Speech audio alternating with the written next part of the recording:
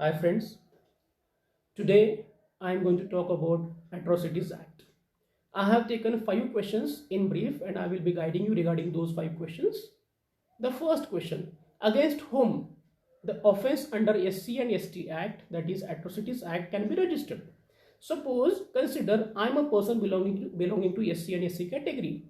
Then if someone does anything bad, anything wrong with me, injustice to me, just because I belong to SC and ST category, then I can file a complaint, I can file FIR against that person. But the only criteria is that the person against whom I am giving my complaint, he or she should not belong to SC or ST category. If you read section 3 of Atrocities Act, you will find that whoever being not a member of SC and ST category. So if I am belonging to SC and ST category, and the person who has made injustice to me, who has made atrocities to me, he or she also belongs to SC and ST category, then I cannot use the provisions of SC and ST Act, that is the Atrocities Act. So the only criteria is that the person should be not belonging to SC and ST category. Being a SC ST member, I can file a complaint against a person who is belonging to open category or OBC category or any other category, but that person should not belong to SC and ST category. This is the only requirement. Read section 3 of Atrocities Act. Second question, where the FIR should be registered. Obviously, if you reside at a particular location, then you have to approach the local police station with your grievance. And once you approach a local police station, they have to entertain your complaint without any further ado. They have to take down your complaint as early as possible without any delay at all.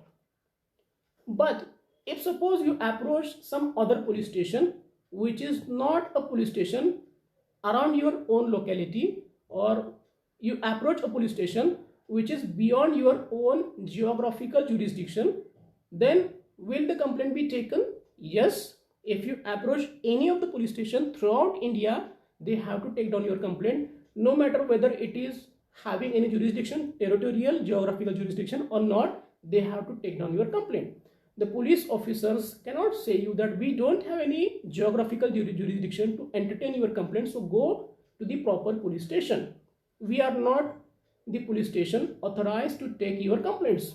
They cannot say like that. They have to file the complaint, they have to take down the complaint, and later they will transfer or forward the complaint to the concerned police station. Second point.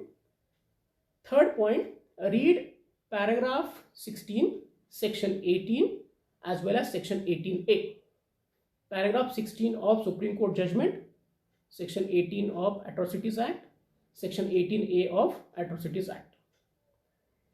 The preliminary investigation by an officer of the status of DYSP is not required.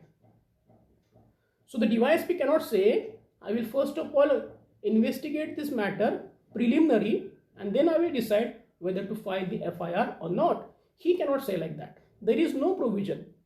The DYSP officer or any of the police station officer does not have any power to tell you that we will make the prior investigation. They have to take down your complaint. For this, you have to read section 18, section 18A and paragraph 16 of Supreme Court judgment.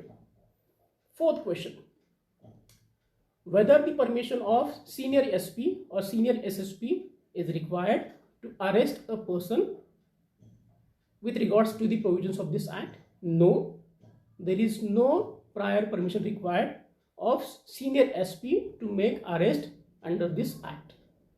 For this also you have to read section 18, section 18A of Atrocities Act as well as paragraph 16 of Supreme Court judgment.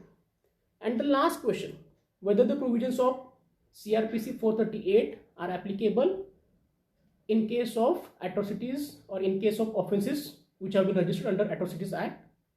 No. If you read section 18 and 18A of Atrocities Act, you will find that there is no provision of anticipatory bail. So if the FIR is registered against any person, then that accused or that person cannot come to the court with the request of granting anticipatory bail. He cannot use the provisions of CRPC 438. The provisions of CRPC 438 are not at all applicable to the arrest which are going to be made under Atrocities Act. So these are the 5 questions which I have talked about. I will be talking more about atrocities and Atrocity Act in further videos. Till then, I say goodbye. Thank you so much. Thank you.